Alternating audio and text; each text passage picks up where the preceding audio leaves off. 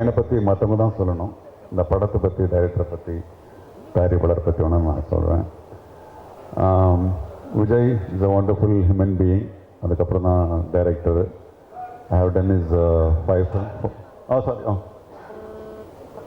27 வருஷம் கழிச்சும் கேமராவுக்கு ப்ரிப்பேர் பண்ண தெரியல.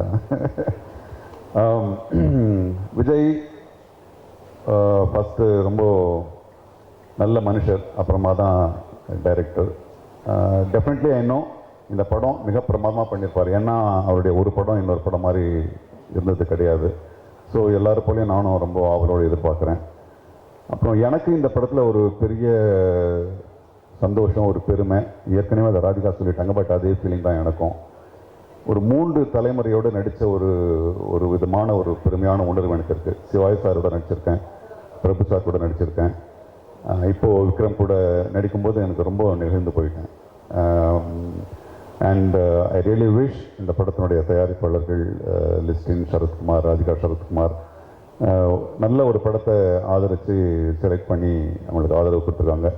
இந்த படம் சம்மந்தப்பட்ட எல்லோரும் எனக்கு தெரியும், எல்லோரையும் நெருக்கமாக தெரியும். மிக உண்மையான முயற்சி இதில் போட்டிருக்காங்க. So definitely this film will be a great film, very entertaining. And என்னுடைய மகனை பற்றி மற்றவங்க சொல்லட்டும்.